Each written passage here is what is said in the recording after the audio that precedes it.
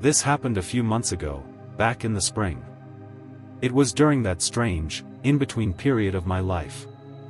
I had just graduated, with no real responsibilities yet, and way too much free time on my hands. I'd finished school a semester early, which seemed like a brilliant idea back when I was drowning in assignments. But once all that stress was gone, and I finally had time to breathe, I realized I had no clue what to do with myself. My full-time job wasn't starting until June, and most of my friends were still knee-deep in classes or finals. So until then, I was just floating. Like I was stuck in this awkward gap between two phases of my life. Honestly, it was more unsettling than I expected. It made me feel aimless. Worthless, even. I've always been the kind of person who needs to be doing something productive, anything. Just sitting around day after day, watching the hours pass, was slowly killing me. That's probably why I agreed when my mom asked me to check on my Uncle Rick's beach house. It sounded easy enough. Drive down to Rehoboth Beach, make sure nothing was leaking or broken, do some basic upkeep. It would save Uncle Rick the cost of hiring someone to do it, and it gave me something to do. Oh, right. I should mention, I'm from Pennsylvania, and Rick's house is in Delaware. So the drive really wasn't that bad. Just a little over 2 hours.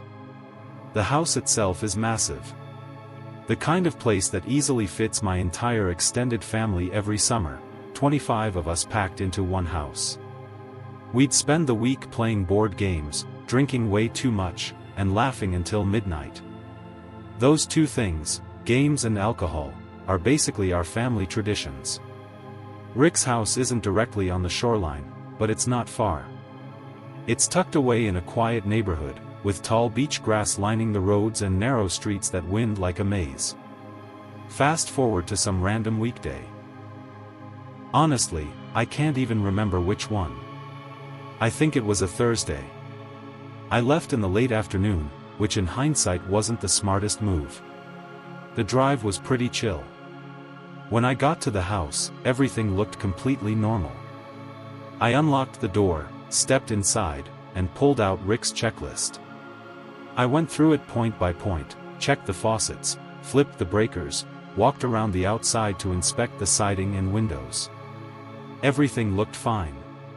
But to be totally honest, it felt weird being there alone.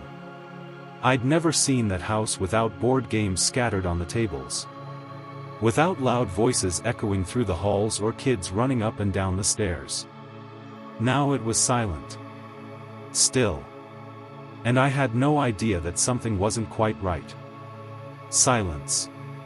That was definitely the most eerie thing about the whole place. The house felt abandoned. Not in a rundown or haunted way, but in that weird, hollow kind of way a place gets when it's used to being full of people. And suddenly it's not. I'm sure all of you have a place like that. Maybe it's a family house, a favorite restaurant, a cabin, somewhere that's always buzzing with noise when your family or friends are around. Now, imagine that same place completely silent. Still. Empty. Kind of spooky, right? Anyway, it was getting late. And if there's one thing I hate more than doing nothing, it's driving at night. So I texted my mom to let her know I'd just stay the night and head back in the morning. She agreed that it was a smart idea and reminded me to thank Uncle Rick for letting me stay. I did. Then I made myself something to eat, scrolled through my phone for a while, and started winding down. During family get-togethers, I usually got crammed into one of the tiny bedrooms up on the 3rd floor, while other relatives snagged the bigger rooms. I'm not complaining, it's just how things always worked. We had a system. But this time, the whole house was mine. So I figured, why not take advantage of it? The master bedroom on the 2nd floor is a dream. It has its own private bathroom, a giant walk-in closet, and a bed so comfortable it practically pulls you into sleep. I didn't need to think twice. I knew exactly where I'd be sleeping. I climbed into bed around midnight. The house was so quiet, I could actually hear my own breathing. And pretty quickly, I drifted off. I don't remember what time it was when I woke up. Only that something startled me. I was still groggy, but alert enough to know I hadn't just dreamed it. There'd been a sound. Something from inside the closet. It was faint. Like something had shifted or fallen, but without actually hitting the floor. My whole body froze. Even just turning my head to glance at the closet sent my heart into overdrive. I stared at the door, closed, still, but that didn't calm me. Something about the air felt different now. Charged. My mind was wide awake. But my body refused to move. It was like some kind of sleep paralysis. Except I wasn't paralyzed. I could move. I just didn't want to. I didn't want to find out what was in that closet. So I squeezed my eyes shut and told myself to go back to sleep. Just forget it. And for a few seconds, I actually started to drift off. But the literal moment I began slipping into sleep, I heard it. A muffled thump from inside the closet. My eyes squinted open just a bit, and I tried, desperately, to convince myself I imagined it. But I hadn't. I knew I hadn't. And then, something changed. It was like some invisible force pinned me down.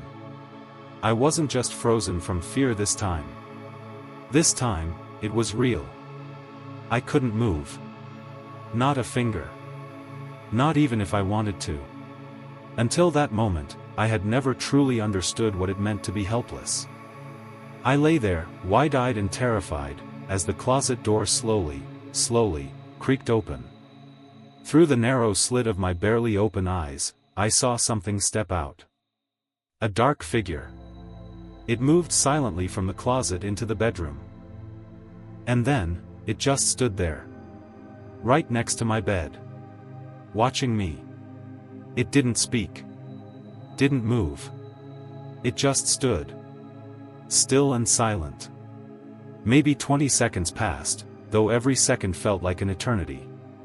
Then, just as quietly, it turned and walked away. I didn't breathe. Didn't blink. I just listened. I expected the footsteps to go downstairs. To leave. But they didn't. Instead, I heard the floorboards creak as the figure moved upstairs. To the third floor. My stomach twisted. There was no other exit up there. Just one staircase leading in, and no way out. My mind was screaming. Do something. Call for help. Run. But my body was still frozen. Not by any force this time, just fear. I didn't know who he was. Or if he was armed. And I knew I couldn't overpower a grown man. So I waited. Paralyzed in my own head. Then, finally, I found the strength to move. Slowly, quietly, I reached for my phone. And with shaking hands, I dialed 911. As soon as the dispatcher answered, I whispered, as quietly as I could. Someone's in the house. I slipped out of bed and crept to the door. Gently, I turned the lock.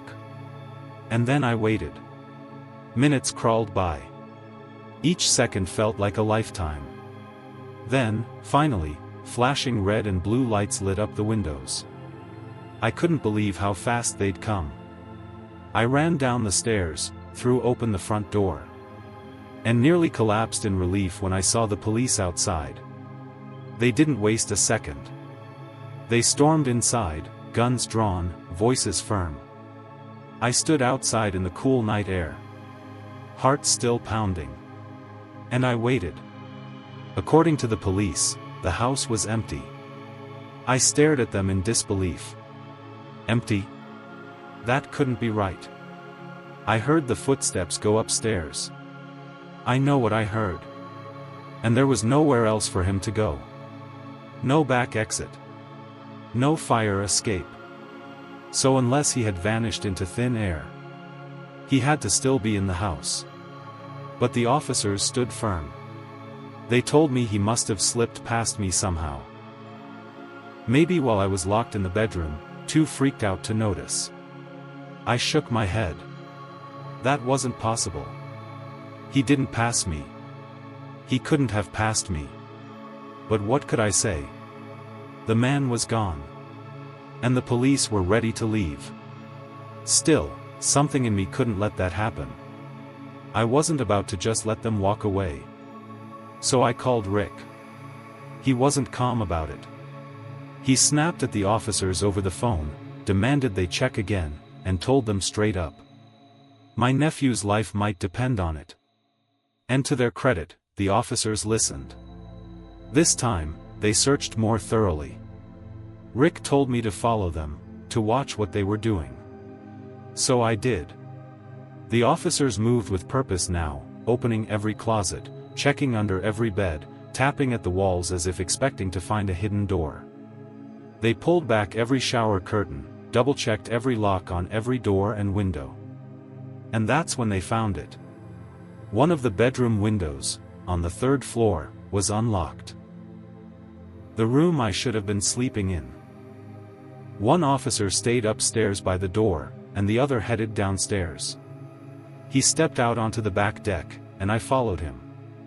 Honestly, I didn't want to be inside the house anymore. Just the thought of still being in there with that stranger made my skin crawl. Outside, the officer shined his flashlight around the yard. Nothing. The deck, the grass, the trees, nothing looked disturbed. Then he tilted the beam upward, scanning the roof. And that's when he saw it. When we saw it. The beam swept across something wrong. Someone was sitting on the roof. It was him. The stranger who'd been in the house. He was crouched there like some animal, completely still. Watching. He was bald. Pale. And absolutely filthy. His clothes were torn and filthy. Tattered like they hadn't been changed in years. He looked like he hadn't seen a shower in just as long. And his eyes. Vacant. Like he wasn't really there. The next hour was a complete blur. The officers called for backup. More voices came over the radio. And before I could really process what was happening, they got the man off the roof and into handcuffs. They told me he was probably homeless. That he'd been squatting in the house, maybe for days. Maybe even longer. But when they asked him basic questions. How did he get in? How long had he been there? Why was he hiding in the closet? He didn't answer. He just sat there in the back of the patrol car with that same dead stare. Like nothing that was happening mattered at all. Like he wasn't even aware of where he was. Not long after that, they drove him away. And just like that, it was over. At least, on the surface. But the truth is, the whole thing still haunts me. I think about it constantly. About how that man had been in that house, living in it while I was sleeping. Hiding in the closet. Watching me. I keep trying to figure out why that closet, of all places. Maybe he heard me come in and panicked. Maybe it was the first place he thought to hide. But that doesn't explain the way he acted. It doesn't explain the silence, the stillness, the way he stood beside my bed just watching. And I still don't know how he got into the house in the first place. Rick doesn't either. The windows and doors were all locked when I arrived. And getting onto the roof from the ground is nearly impossible. So that explanation, that he climbed up and slipped in somehow. It just doesn't make sense. My extended family's been pressing Rick ever since, begging him to increase security. Install cameras. Replace the locks. Add motion detectors. But he keeps refusing. Every time. For reasons I can't explain. And the scariest part of all? The part that keeps me up some nights? If I hadn't chosen to sleep in the master bedroom that night. If I had just gone with what I was used to, and stayed in the small bedroom on the 3rd floor like always. I might not be here to tell you any of this. My buddy Mike has a beach house on the Jersey Shore. Calling it a beautiful property would be an understatement. It's magnificent. Or at least, that's how it feels to me, someone who never really came from much. I don't know the full history of the house, of course. It's not my family's. But from what I've heard, it's been in Mike's family for generations. His grandparents had spent years trying to make it their permanent residence. They loved that place. But sadly, they both passed away not too long ago. Now, with no one living there full-time, the house mostly sits dormant. Most of Mike's extended family lives out on the West Coast. His parents? Too busy to make use of it. But there's a silver lining to all that. Mike basically has free access to the place whenever he wants. From what he's told me, his dad once had the idea to rent the house out during the off-season, make a little extra money on the side. But as far as I know, that never really took off. And honestly, who's eager to rent a beach house in the middle of a cold, empty off-season? You can't really blame the guy. Anyway. It was sometime in mid-July when Mike hit me up. He asked if I wanted to come down for the weekend. He didn't have to twist my arm. I had absolutely nothing going on, and the thought of relaxing at a beach house, especially one that nice, was an easy yes. The plan was simple. We'd hang out, maybe hit the beach during the day, head to the boardwalk at night, and just enjoy the shore for what it was. It wasn't going to be some crazy party weekend or anything like that. Just a calm, easy escape from the usual. Honestly, I was really looking forward to it. Mike and I live pretty close to each other, so he offered to pick me up that Friday. I packed a duffel bag, tossed it in his trunk, and we were off. The drive down was smooth. We got in around 6 p.m., dropped our stuff in the upstairs bedrooms, and settled in. The house has that classic beach house smell. A cozy mix of salt air and aging wood. Not in a bad way. More like history. Like the walls themselves had soaked up decades of family summers. After grabbing a quick bite from a local sub shop, we decided to walk the beach for a bit, just to take in the evening. Mike had brought a couple of fishing rods, so we figured we'd try our luck. Not that we expected to catch anything. It wasn't really about the fishing. It was about being there, in that moment. At one point during our walk, we spotted a pair of girls about our age. They were walking barefoot along the shoreline. And Mike. Being Mike, he struck up a conversation right away. The girls were locals, or at least semi-local, and it turned into one of those low-stakes, slightly flirtatious beach chats that just happen when you're young. It's nighttime, and the ocean's right there beside you. We got their numbers before they continued their walk along the shore, and we went back to fishing. There were still plenty of people scattered along the beach. It was peak season, after all, but Mike knew all the quiet spots. Private beach access points. Tucked away trails through the dunes. Little gaps between houses where the lights didn't quite reach. Eventually, we found a stretch of sand all to ourselves. The only sounds were the wind and the rhythmic crash of the waves. It was one of those nights that made you forget about real life for a while. The next morning, we woke up around 9 o'clock and decided to go for a run along the boardwalk. By then, the sun was already out in full force, but a steady ocean breeze made the heat bearable. We weren't pushing ourselves, just a couple of miles to shake off the stiffness and get the blood flowing.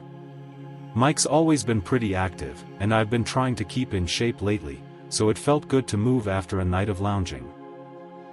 The rest of the day kind of slipped by without us realizing. We wandered the beach, grabbed food, played some cards. It was lazy in the best possible way. That evening, Mike floated the idea of hitting a few bars in Seaside. In theory, it sounded great. But in reality, we were wrecked. The thought of standing in lines, shouting over loud music, sweating in packed crowds, it just didn't match our energy after a full day in the sun. So we passed. We crashed early instead. Sometime after midnight, I woke up to a sound. A shrill, piercing beeping. At first, I thought it was part of a dream. One of those weird half-asleep moments when your brain still clings to dream logic. But after a couple of seconds lying in the dark, I realized it was real. The sound wasn't faint or distant, it was sharp and jarring. One of those high-pitched alarms that cut straight through your skull. It was a smoke detector.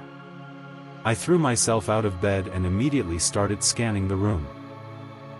Everything looked normal. No smoke, no heat, no strange smells. But the sound was real. And it didn't seem to be coming from my room, or anywhere else on the second floor. I paused and focused. Listening more closely. It was coming from above me. Without thinking, I yanked open my bedroom door and made a beeline for Mike's room. With both hands, I shook him hard and jolted him awake. I told Mike to follow me. He caught on immediately, not even bothering to throw on a shirt. The two of us bolted up the stairs like our lives depended on it, because, honestly, it kind of felt like they did. We had no idea what we were running into. The third floor was mostly dark, except for a faint wash of moonlight filtering in through a small window at the end of the hall. We flipped the lights on and started scanning the space, still fully expecting to see something. Smoke, flickering light, maybe even flames. But there was nothing. No burning smell. No fire. No obvious reason for the alarm to be going off. It was baffling. We searched every corner, opening closets, checking under beds. The beeping was so sharp it almost felt like it was bouncing around the walls, echoing off every surface. After what felt like an eternity, I finally found the source. It was in one of the bedrooms. Tucked neatly under a pillow. A small black device. Before calling Mike into the room, I crouched beside the bed and took a closer look, driven purely by confusion. The thing was about the size of a walkie-talkie. Jet black. No stickers. No screen. Just a single red light blinking on top. There were no markings of any kind. No labels. No brand name. Just that one small switch on the side.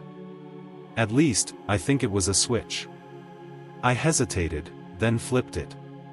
Instantly, the beeping stopped. Mike entered the room just as the silence returned. His eyes darted from the bed to the object in my hand, then up to my face. Neither of us said anything right away. We just looked at each other, locked eyes. And I could see it. He was just as confused. Just as unnerved. After a few seconds of silence, he finally spoke. "You ever seen that thing before?" I shook my head. "No." "You?" He shook his, too. "No idea what that is." For the next hour, we sat together trying to figure it out. What was it? Why had it been under the pillow? Who put it there? What had triggered it? Nothing we came up with made sense. Mike swore no one in his family had been to the house in ages. And I believed him. Why would he lie about that? Besides, who would put that kind of device under a pillow in their own home? You might think, maybe, it was a backup smoke alarm or something. Some kind of safety tool for an old or faulty upstairs detector. But that explanation didn't hold up. There was no fire. No smoke. No emergency. So what exactly had it detected? That was the part that made my skin crawl. We were sitting in Mike's room, lights off, the moon glowing faintly through the blinds, when the craziest thought hit me. I couldn't believe I hadn't thought of it earlier. "The switch," I muttered. I pulled the black device from where I'd left it on the nightstand. Mike watched as I slowly flipped the switch back on. The room instantly filled with that same high-pitched, skull-rattling beep. I flipped it off. The sound vanished. Mike and I froze. He leaned in close, his voice barely above a whisper. "Oh my God." The thought hit us both at the exact same time. The only way to activate that device was by hand. Which meant someone else had been in the house. We didn't waste a second. Mike grabbed his phone and dialed the police while I jumped to my feet and locked the bedroom door. We barricaded it with a chair and a side table, anything we could move quickly. Then we waited. And waited. Each passing minute stretched longer than the last. Finally, we saw flashing lights through the bedroom window. The police had arrived. We rushed downstairs to intercept them, explained what had happened as fast and clearly as we could, then stepped outside like they told us to. The officers did a full sweep of the house. Mike and I stood by the front door, not speaking. Just listening. The occasional creak of floorboards above us sent chills down my spine. Eventually, the officers came back down. But what they told us, it made everything so much worse. Apparently, every single window on the third floor was wide open. Even the bathroom windows. And it wasn't just that. The rooms looked like they'd been torn apart. Beds were flipped. Drawers had been yanked out and dumped. Papers, clothes, books, all of it was strewn across the floor. The bedroom where I had found the black device? Completely ransacked. But when we had searched it, it had been neat. Tidy. Perfectly undisturbed. I felt like I was losing my mind. And one look at Mike told me he felt exactly the same. We didn't want to believe it. But after the officers brought us upstairs to see for ourselves, we had no choice but to accept what was right in front of us. Someone had been there. And they had waited until we left the floor to tear everything apart. The officers didn't find anyone still hiding inside. No weapons. No clear prints. No answers. After another 20 minutes or so, they gave us the standard instructions. Keep all the windows locked from now on. Call immediately if anything else happens. And then, they left. Mike and I stood there in silence. Neither of us felt safe. Some stranger, probably disturbed or high out of their mind, had been in that house with us. Watching us. Messing with us. And we still didn't know how they got in. Or why. Or what exactly they had planned. But we didn't have anywhere else to go that night. So we told ourselves we'd just get through it. We locked the windows. Checked the doors. Barricaded the bedroom again. And we slept. Lightly. Uneasily. We left first thing in the morning. Nothing else happened that night. At least, nothing we know about. But even now, there are parts of that night I can't explain. Things that don't add up. And questions I still haven't found answers to. As for Mike, I can only imagine how it feels, knowing it was his family's house. His safe place. And for all we know, whoever had been inside that house with us that night may have never left. This happened a decent while ago, back when I was 22. Enough years have passed now that I feel safe talking about it. Back then, I was fresh out of college, holding down a desirable job, and racking up considerable savings. Why? Because I was living in my childhood home, with my parents.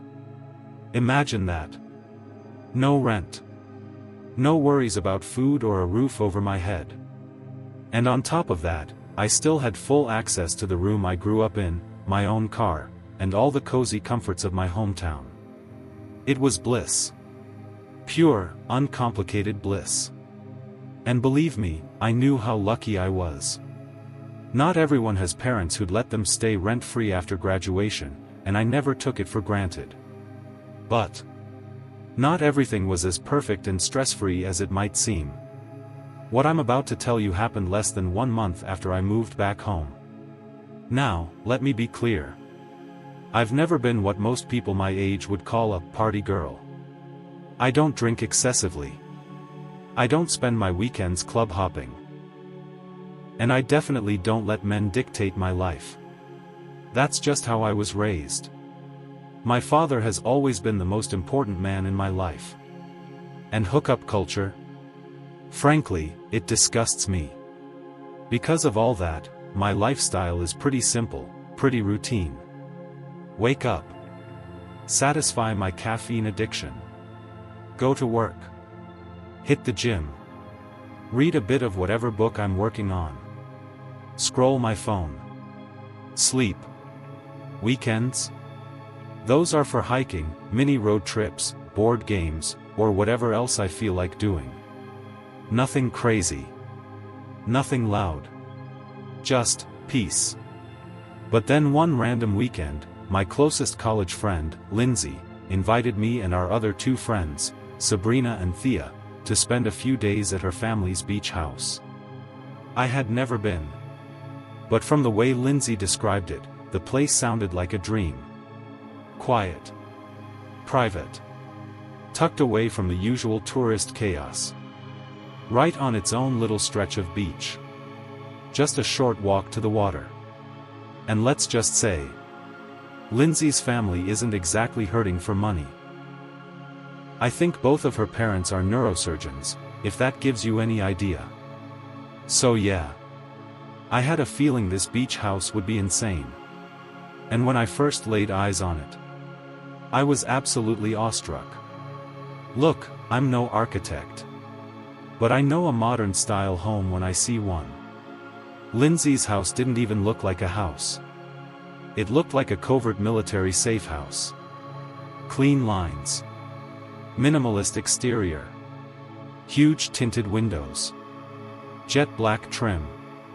The kind of place you'd expect a spy to retreat to, not a beach-going family. I'd love to show you pictures. Believe me. I have plenty. But out of respect for Lindsay's family, I won't. Especially considering what happened next. Even if nothing had happened, posting them would still feel wrong. The four of us arrived and unloaded our stuff. Excited. Chatty. Completely unaware. And that's when things began. We had to decide where we'd be sleeping. Now, Lindsay obviously had enough bedrooms for each of us to have our own. The house was massive, after all. But where's the fun in that? Instead, the four of us opted to stay in the same room. One of the kids' bedrooms that had 2 sets of bunk beds and its own attached bathroom. It just felt right. Like a throwback to sleepovers when we were younger. By the time this all happened, we'd been staying there for 3 nights already. And honestly, that's the perfect amount of time to spend coupled up with anyone who isn't your family. Don't get me wrong, I love my friends. But I'm the kind of person who gets irritable easily. Anyone who's not clean or polite tends to rub me the wrong way pretty fast. Not that any of my friends were like that. But still. You know how it is. I know I've already told you about my relatively tame lifestyle. But if there was ever a time to let loose, it was that weekend, with my girls, at a beach house, far from reality. So yeah, I planned on relaxing a little more than I usually would. Maybe have a few drinks. Maybe stay up late. Nothing wild, just a break from the ordinary. We decided to keep the first night pretty low-key. So we made our way down to the private beach connected to the house. The sand was still warm from the afternoon sun. The stars above us looked unreal. We sat down in the sand, cracked open some White Claws, and played house music from Sabrina's little Bluetooth speaker. That was when we noticed it. A flickering light. Faint. Far off in the distance. Somewhere further down the shoreline. At first, we didn't say anything. We just watched. The light would flicker on, then off. Then back on again. There was something hypnotic about it. Strange. Eerie. Like something from a dream you're not sure is good or bad. Eventually, it became clear the light wasn't random. It was swinging, side to side. Like someone was walking with it. A flashlight. And soon after, that's exactly what it turned out to be. A small group, 3 or 4 people, was walking toward us from down the beach. The light bounced gently with each step. They weren't running. Weren't stumbling. Just strolling. Calmly. Casually. As they got closer, we started to hear the sound of laughter. That helped all of us relax a bit. Considering how late it was probably just a group of teenagers. Or maybe people around our age doing the exact same thing we were, hanging out on the beach. Then one of them called out. "Hi." It was a guy's voice. Friendly. Relaxed. Thea shouted back a casual greeting, and we exchanged a few words while they walked closer. As they came into view, we could see them clearly now. 3 guys, probably a year or 2 older than us. All 3 of them had that classic beach boy look. Sun-bleached hair, tan skin, and easy smiles. I could tell right away my friends were digging the vibe. Especially Thea. She's a little wild when it comes to guys, so I wasn't surprised. She knows how I feel about her lifestyle. So I'm not saying anything she doesn't already know. To be fair, she is drop-dead gorgeous. And I've never seen a guy not take an interest in her. The guys joined us in the sand, popped open some beers, and just like that, the 7 of us were drinking together. And honestly, it was a great time. The guys weren't pushy or overly flirtatious. But they weren't boring either. They just fit right into the vibe. Fast forward about an hour and several drinks later, the guys invited us back to their place.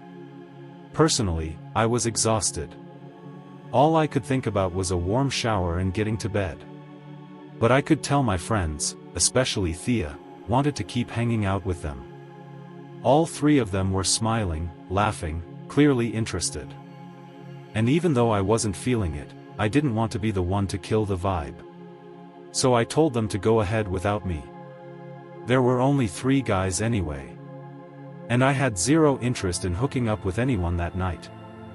I said my goodbyes, turned around, and headed back toward Lindsay's house alone. The 6 of them continued walking along the shoreline. Laughing, still holding drinks. Heading toward wherever the guys were staying. I washed up, changed, and climbed into bed. I didn't check the time, but I knew it had to be getting late, probably well past 2 a.m. At some point, I finally drifted off. But just after 3 a.m., I was jolted awake. My phone was vibrating beside me.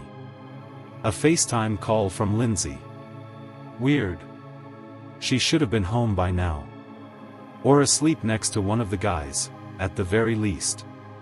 Still half asleep, I answered groggily. What she said next hit me like a bucket of ice-cold water. She was screaming. Panicked. Out of breath. She shouted into the phone. "Thea and Sabrina have been kidnapped. You need to get my car. Now." My blood ran cold. I've never felt fear like that in my entire life. Not fear. Terror. My hands started shaking uncontrollably. But I didn't waste a second.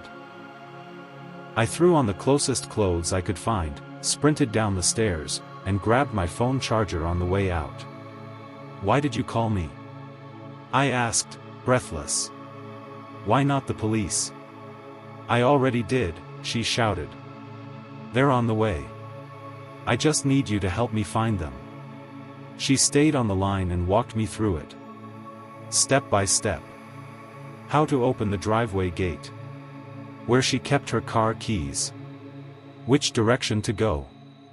I moved on instinct, barely processing anything except her voice in my ear. In a matter of minutes, I was flying down the road in her car. "They're about 10 houses down the beach, to the left," she said. They're in a silver Honda Civic, I think. It's heading west. I slammed my foot on the gas. There wasn't a single car on the road. I must have been going 90, maybe 100 miles an hour. And somehow, I didn't get pulled over. Didn't crash. Pure adrenaline. Then I saw it. Up ahead, a silver car matching Lindsay's description. Driving slowly. Too slowly. My heart was pounding so hard I could barely breathe. I ended the call with Lindsay and immediately dialed 911 again. I gave the dispatcher the exact location and description of the vehicle. Told them I was right behind it.